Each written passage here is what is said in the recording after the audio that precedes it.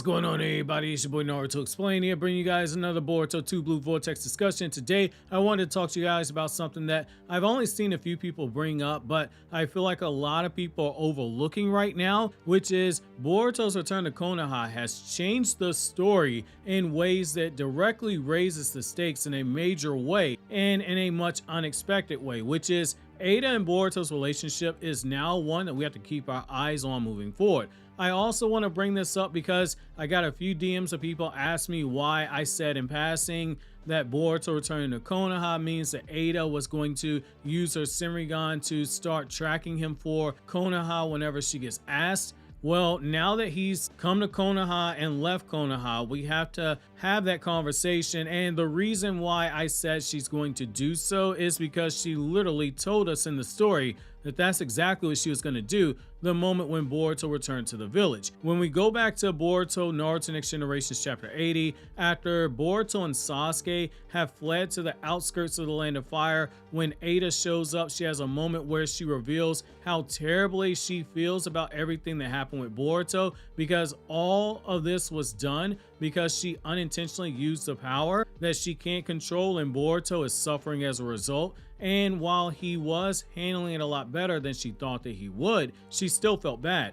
That led to this line here that gets overlooked by what I feel are a lot of people based off of the data that I've seen in the comments and in the DMs that I've gotten from people. Ada tells Boruto in Boruto Naruto Next Generations chapter 80 that, quote, "So it may not make full amends, but until you return to Konoha, I promise not to look for either of you, no matter what Shikamaru or Kawaki say," end quote. Ada not using her Sharingan to specifically spy on them and track them down, it was always conditional upon Boruto not returning to Konoha. That's why she said until he returns. The devil is in the details, just like that anime filler scene from Naruto Shippuden where Kakashi promoted Naruto to Jonin, and there are people who still say that Naruto was a Jonin when, again, it was conditional upon the fact that he had to pass a written Jonin exam. It's the same thing here. As long as he stayed away from the village, she wouldn't look for him even when Shikamaru or Kawaki ordered her to do so. For all intents and purposes, that treaty, that's done now. It's broken, or rather it's fulfilled. Boruto returned to the village,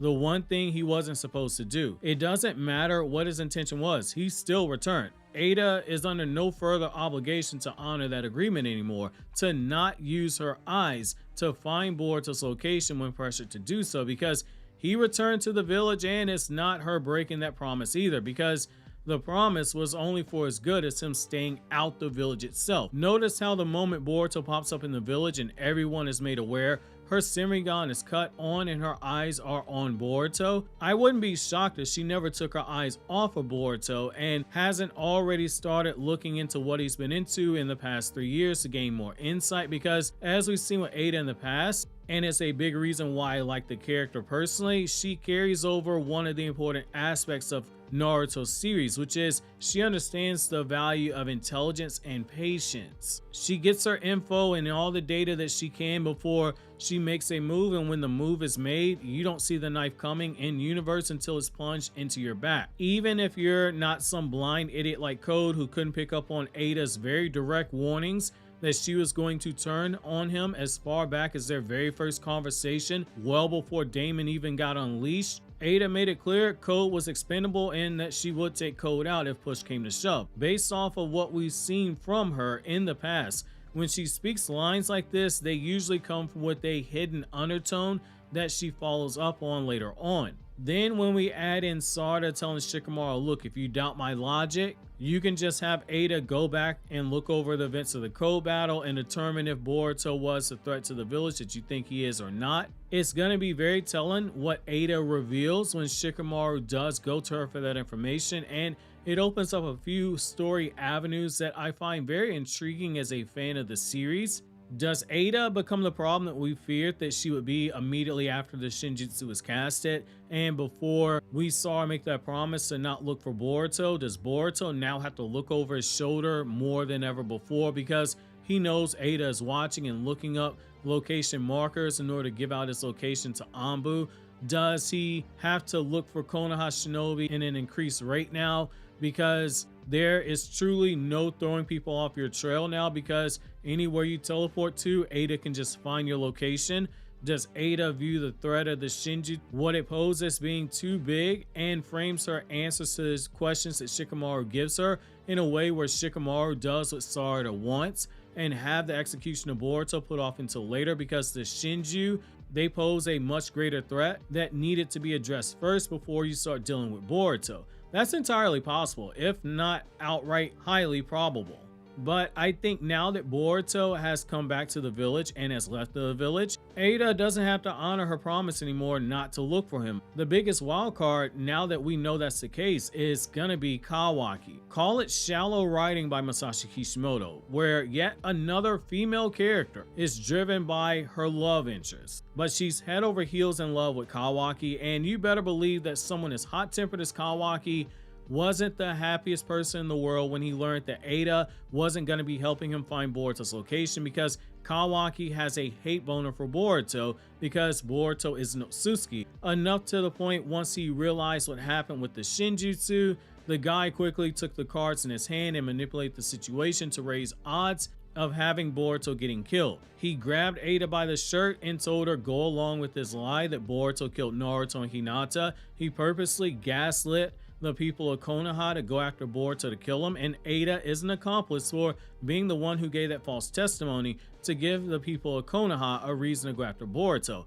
Up until this point, you had people operating under the assumption that Naruto and Hinata are dead, but there was still hope in the hands of some, and everyone was uncertain about the truth.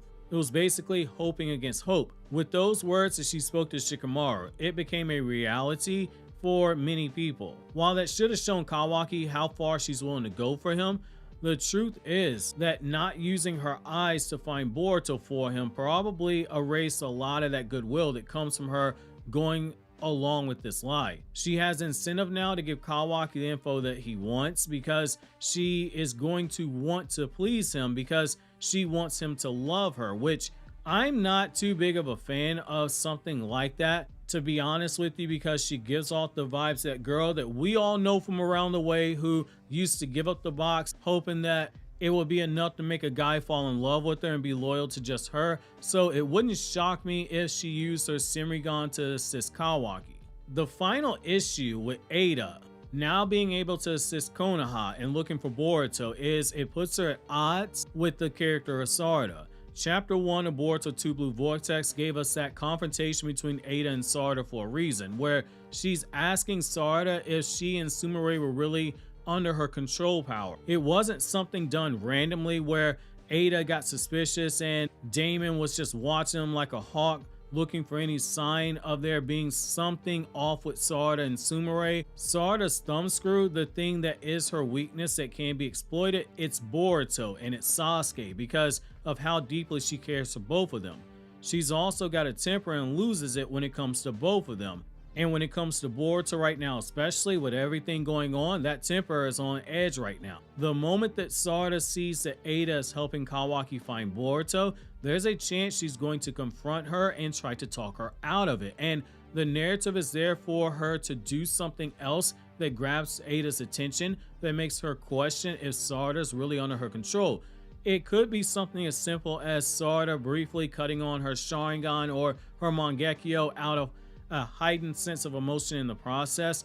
I'm going to be very curious to see if there's something Sarada does here that brings her even further onto the radar of Ada, because we didn't have all those seeds planted way back in Boruto Part 1 for no reason. While I still don't think that we're going to see them fighting, I do think there's a chance of more confrontation before the two eventually end up becoming friends. But Sarada's concern for Boruto and Ada's love for Kawaki are going to be sticking points to drama, which that is a good thing if handled correctly. I know there's still some of you guys who aren't too sure why I so confidently feel like Sarada versus Ada isn't going to happen the way that fans want, which is why I recommend clicking on this video to see exactly why I say so. Because there are a lot of subtle signs that are planted into the narrative that I do think a lot of people have overlooked.